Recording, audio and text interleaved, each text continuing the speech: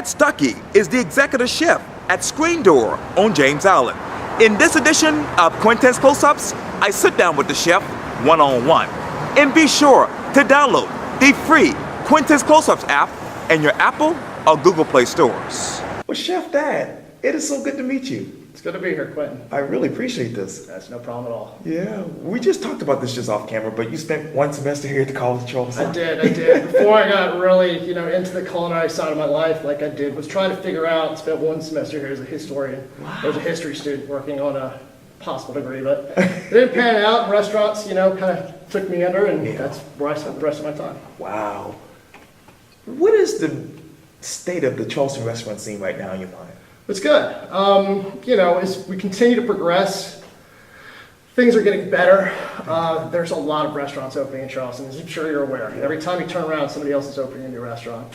And really, it's getting to the position where there might be too many, but with the current number of people that are moving to the city all the time, I think it's what, 400 or 500 a day. Yeah. Like, hopefully we can support that. It's just about doing it in a smart way that's responsible to both our customers and our employees. Sure.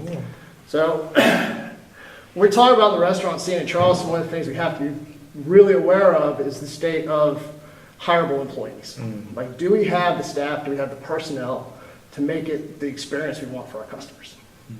So there are difficulties at this point in time with finding qualified people that want to work in the restaurant industry. You're right about that. And it's a big week for all of our restaurants here because it's Sea Week. It is. It's the start of the season. So, this is kind of the weekend that everybody waits for. Right. Especially downtown, because Sea Week starts, and you run right into wedding season, and Spoleto, and, all the festivals in between, Fashion Week, and everything else that goes on. So this is really like, everybody holds their breath for December, January, and the beginning of February. It's okay, we can make it through these. Right. And then as soon as Sea Week hits, that's when things really take off in Charleston. Right. And during that time, obviously, we have Valentine's Week as well. Absolutely. Yeah, which is good. I love Valentine's Day. Love a lot of two tops in my restaurant, so the more the merrier. But it's really Sea Week when things kick off. That's right. And over at your restaurant, Screen Door, you have a rose for your love? We do. We are running a Valentine's Day special this coming week on Valentine's Day. So little 3-course menu, and then also a bottle of rosé on special. So try to make it, for those James Island people that are out there, trying to make it a little bit special for them. That's right. That's right. The Screen Door. What does that mean to you? So for me, it's really, this is a project for me. So this for me, I've watched the Screen Door. It's a restaurant that's been around for 2.5 years. I'm currently the 5th chef they've had there. Which means to me that there have been some changes. Right. There's been a lot of personnel changes. Right. There's been a lot of people in and out of that building. It's never been consistent. So what I'm trying to build there is a consistent model for a restaurant that will succeed on James Island. And if there's one thing I hate, it's when people tell me you cannot do something on James Island. Because I don't believe it. I believe James Island is as good as anywhere else in Charleston for sure.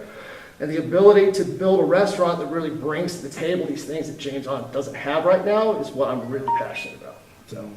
So yeah, but I've watched Screen Door for these last 2.5 years. I live on James Island. I could walk to the restaurant if I wanted to.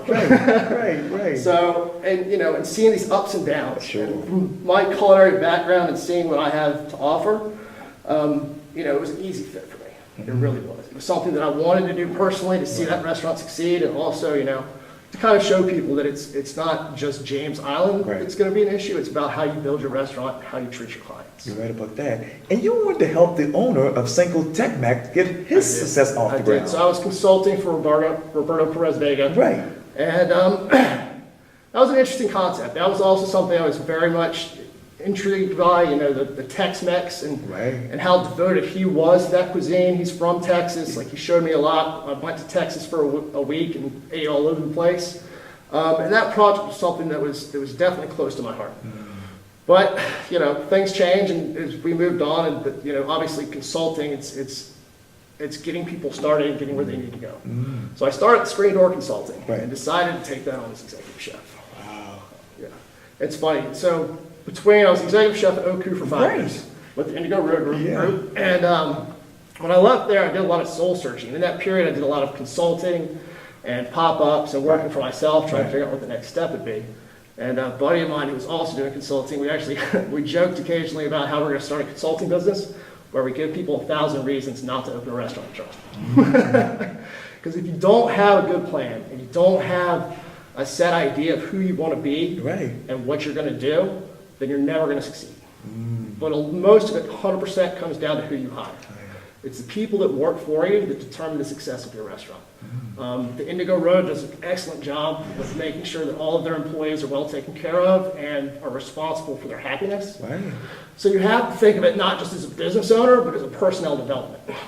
So you have people that come in and trust you, and you want to work for you. Yeah. And you have to return that respect and that belief in them as well. Yeah. Yeah, it's tricky. I mean, restaurants are difficult places to work. Sure. There's no easy restaurant to work in. That's true. So I tell people all the time, especially young line cooks, if you wake up in the morning and you're not happy with your job, it's time to find something else. And if you don't leave your job with a sense of accomplishment, Right. you're probably in the wrong industry. So you have to be comfortable with what you're doing and get some reward from it to be truly invested in the restaurant industry. Are you comfortable with what you're doing right now? I am. I love what I do. So I've been cooking professionally for 18 years now, long time. It was never something I planned. Both my parents are lawyers. Oh, wow. So it was kind of a deviation from the standard career path in my family. But it's given me rewards that I never would have had otherwise. My brother's involved in restaurants. I'm engaged to Morgan Calcoat, who's the general manager of Fig downtown. So it's part of our family now. And it's what we do, and it really does. It does. It gives me a huge sense of accomplishment when I can either affect the lives of guests in a positive way or the lives of employees in a positive way. You talked about next steps earlier. What are your next steps as far as your career? Oh, well, I'm committed to where I am right now. So I want the Screen Door to be the place where I can really put down some roots and make it mine over the course of the next few years. That's not something that I want to be part-time or a side job or anything else. Right. I live on James Island. My family lives on Folly Beach. I'm part of Charleston. I've always been here. I'm not leaving anytime soon. Right. So I wanted some place with growth potential. And the real reason the Screen Door fits so well is because it has all the potential you need. It is perfectly laid out. It's outfitted well. Things could be exceptional there. And it's just staffing that hasn't always been perfect. So as we move forward over the course of the next year or two, I want to see it grow. Right. And I think I want to grow with it. Yeah, you should. So ideally, that's where that comes from. When you take off your chef's hat at the end of the day, who's that Stuckey? Oh man, that's hard to do. So that's, I don't know.